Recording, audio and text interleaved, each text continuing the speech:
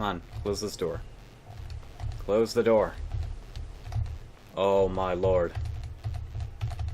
There we go. Hello everyone, my name is Garrett Oakamber and welcome to Dark and Light. I'm trying to figure out how to close doors because this game is... It's weird because it's in third person and that often makes it incredibly difficult to interact with the world and any sort of object in that world. We can craft frost bolts. We don't have ice though. I'm assuming that's ice. Cobweb of crystal ball. Huh, that's cool. Can encumber enemies.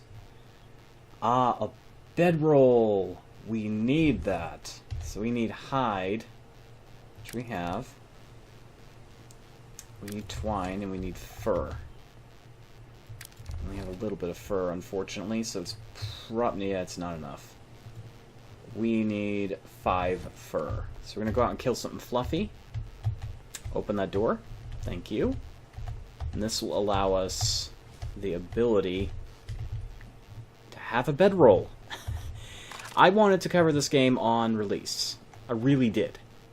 I wanted to do a lot of things with this game, and I didn't get a chance. That's not fluffy. That won't give us fur. The problem is that the game runs incredibly bad. Surprisingly, it can run. I mean, it can run good at times.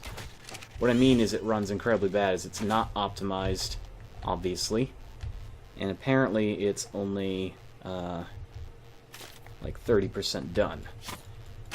If you're seeing the stuttering, that is also happening here. Lovely, isn't it? Yeah, look at that. Oh, yeah. Also, the graphics appear to have gotten worse since the last time I played this, which is rather sad. Yeah. Sorry, sheep, it was you or me. I say that, but maybe it wasn't. We have a bedroll. So crafting ourselves a bedroll. Yeah, the graphics will go from really good to hot garbage, and right now they're at hot garbage. Look at that birch tree. Oh man, don't you just want to lick that? That's like PlayStation 2 era. Oh man.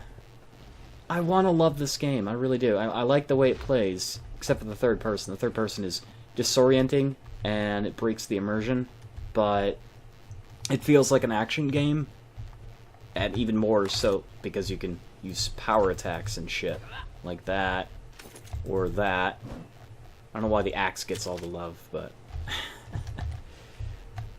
as for bows, you can zoom in, which is neat. I am playing on a single player world at the moment. I was going to show you guys my current progress on multiplayer, and I was killed by a spider because of bullshit. There we go. Oh, I thought I just killed myself for a moment.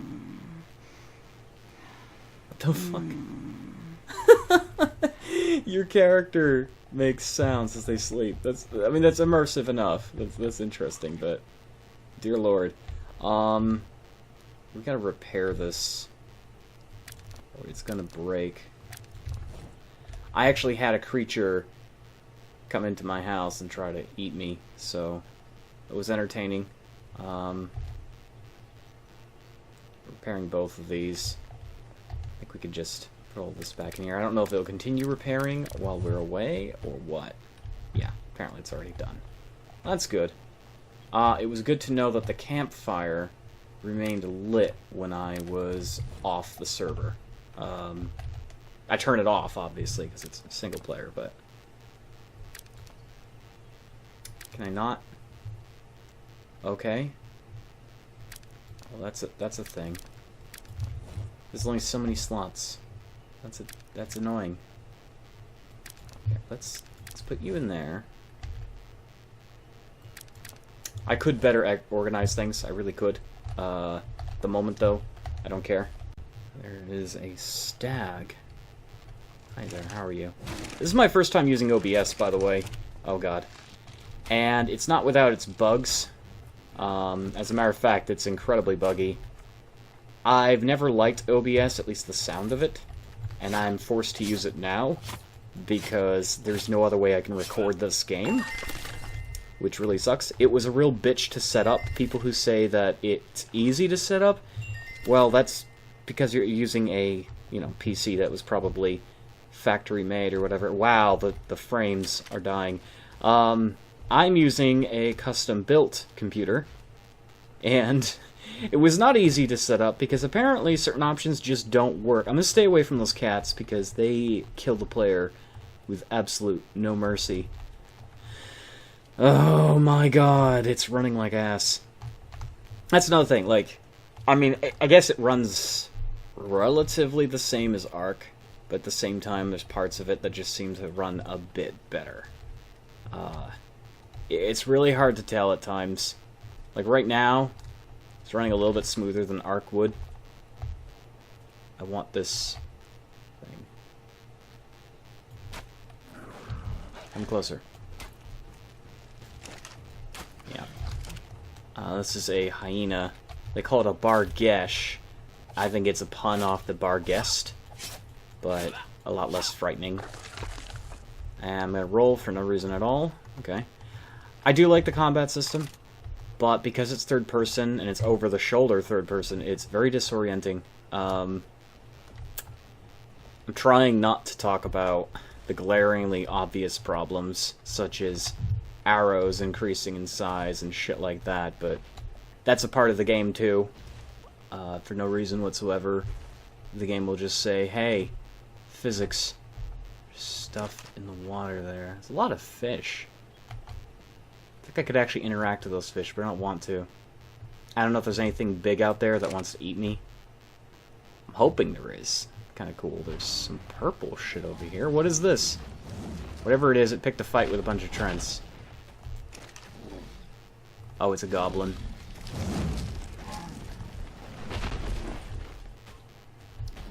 You know what? We're gonna let them kill the goblin. Gather the loot. Wow, that thing just grew in front of me. Oh, and there's a bargesh. We can't get a shot without pissing off the Trents. I'd rather not. Really would rather not piss them off. Hey, look what we found. What the heck is fighting me? What? What is that? Okay, well, I had to actually mute my microphone during the rest of this recording, so this is a post-production audio replay. So I'm talking about this as I'm watching it, and I originally wanted to get my reactions as they were live. I was having a lot of problems running this game in single player. I figured out most of my issues were a result of anti-aliasing. Apparently the anti-aliasing in this game is like super terrific, holy shit, ultra settings. And even on the lowest of low settings, anti-aliasing literally is unnoticeable. If you're not familiar with what anti-aliasing is, to my best knowledge, it is basically how jaggies or outlines appear on every vertex, every character model shape, from the tip of your ears to every leaf on a tree. How do they actually appear? And more anti-aliasing equates to a smoother, realistic texture. Less anti-aliasing equates to, well, more voxely, blocky shapes, which is almost unnoticeable. Towards the end of this video, I have actually changed the settings of the game, and you're going to see that improvement in FPS. The game doesn't run well. There's moments where it runs better than Ark, and there's other moments where it runs fucking awful. I wasn't really aware of the performance hits to the OBS program. I'm still very new to OBS. I have it set up as optimally as I can. It was a real pain to set up. I didn't really express that when I started this video, but for the moment here, I'm looking back at the footage live, and it's a lot worse than it appeared. Don't like OBS. I like Fraps because Fraps is one-for-one with your computer. Your computer, whatever your computer sees, is what Fraps sees. so there's no secondary function with it. It's literally recording the actual performance. Lower-end machines can't handle fraps, but I have a high-end machine, and this game in general doesn't run very well. Now, let me just say, again, I do like this game. I do. I want to like it even more, but being 30% done at launch makes the game a little bit, I don't know, clunky.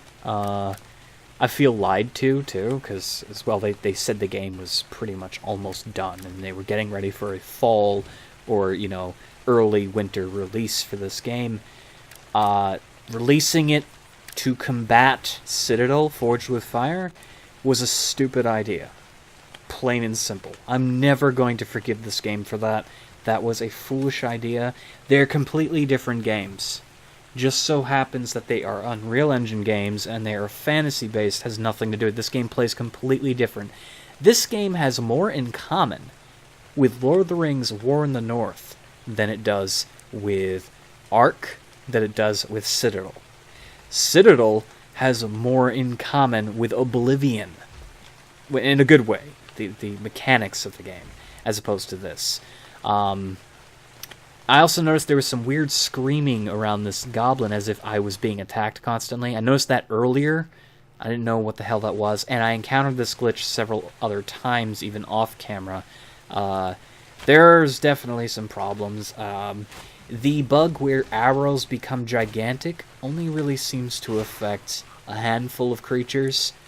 It can affect goblins, but it's incredibly rare. The rabbits seem to be the catalyst for that. I went back to see what that other glowy thing was, and apparently it was gone by the time I got back there, but whatever. I'm assuming it was another elite goblin. The game is incredibly beautiful looking, despite the performance issues, despite a lot of the problems it's having. And I could really see people role-playing to the ever-living shit out of this game, and I'm sure it's going on right now, despite the issues with the game. When you're so proud of your game, and you announce and sell support the beauty and majesty in NVIDIA, the way the game is meant to be played, let me tell you the truth. I have NVIDIA. This is how the game is actually played. This is your expectations. This is what the game is going to look like. You are not going to get solid frames. You're going to have a lot of problems. Maybe this is on account of me having a little bit less RAM than I should. You can blame that. But there's a lot of people encountering the exact same problem I'm having, and they have better graphics cards than I do. The 980 Ti is still the state-of-the-art card. The 1080 and above is like just a little bit more power for mostly graphical design and things like that. You're not going to notice a huge improvement with that. Maybe my RAM has something to do with it. I'm aware of this issue. I am going to be saving up for more RAM. But look at this. It freezes. It completely freezes. Maybe that's the single player too. The single player probably handles a little bit worse than online. Since I've changed the anti-aliasing though, I haven't actually played on a server. And I dislike the servers because people will kill you. I mean, like Ark, when you fall asleep or you leave the game, your body remains in the game world, which I think is a stupid design. It's a stupid design. I know it's there for hardcore, like, survivalists, but it makes the game just not worth playing. When you log in and some guy has killed you for your loot, you feel at a loss. It's not fair. You didn't have a chance to defend yourself. I actually logged onto the server that I'd taken the screenshots for in the last video, and I was killed by a spider, apparently, level, like, 120 or some bullshit like that, while I was offline. Yeah, animals can kill you in this game offline. In Ark, they don't do that. In Ark, they'll ignore your body until you try to log in, and then before you can even control your character, you're dead at launch screen, which is rather unfortunate, but that's how that game works.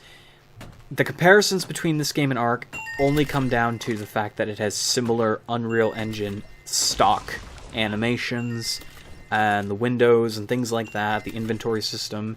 Also, another thing is, whether people realize it or not, snail games owns Wildcard Studios. But this game is not worked on by the people who worked on Ark. It just happens to use a similar system. It plays very different than Ark. Yes, there's meat collection. Yes, there's a thing in the menu that says defecate button option. By the way, that doesn't actually work, so you can't actually poop your pants in this game. I don't know if they're going to add it in. I hope they don't, because one of Ark's biggest problems was the defecation from animals. This game so far doesn't have it. It's so pretty, though. Look at this. It's just beautiful, but it's filled with problems. This game is filled with problems. Do I want to do a series on it now that I've actually had more time to play with it? Yeah and no. I'm not going to even sugarcoat it. Waiting about 10, 20, 30 minutes, it's random really, to start a single-player server is ludicrous. And believe it or not, the single-player servers, like, you're still running a server. It doesn't matter. You are still running a server no matter what you do. There's no true single-player. It's running in the background, and it's checking stuff and bullshit. That's where most of this performance issues are coming from, besides the anti-aliasing and sky effects. I turned that all down. It's still running like ass. But running a server versus playing on someone else's server, I mean, maybe the load is taken away a bit. I would hope so. The thing is, the thing is, like, just in general, it takes too long to load in. It takes too long to load in. Even if the server load is going down, you still have to deal with logging into the game itself. The start menu starts really quickly, but when you actually try to get into a world, it takes forever and a day to actually load up. And I hate that. I hate that a lot. I can't really see myself doing a series on the game in this poor condition, because I have to wait so long just to get into the game. Just to get back in. It's not fun. It almost sucks the fun out of you. I found myself actually earlier today. I was going to record earlier, and I loaded into the world, and the second I got in, I was already done. I was already done. It was a half hour on this beastly computer waiting for this thing to load up. Once the game started, it was running smooth. And then, of course, you get these random hitches randomly as you're playing. I was completely done. And having to use OBS, which is an inferior program, in my opinion, to Fraps. Oh, it's got streaming. I'm not talking about that. I'm talking about the program itself runs worse. It's more finicky. I had to reconfigure the entire thing to get it to actually recognize my hardware. Like, Fraps, you don't have to do that. Fraps, install, bam, you can run it. It's gonna suck up memory, yeah, but Fraps is fucking beautiful. OBS is not beautiful. OBS is a abhorrent mess.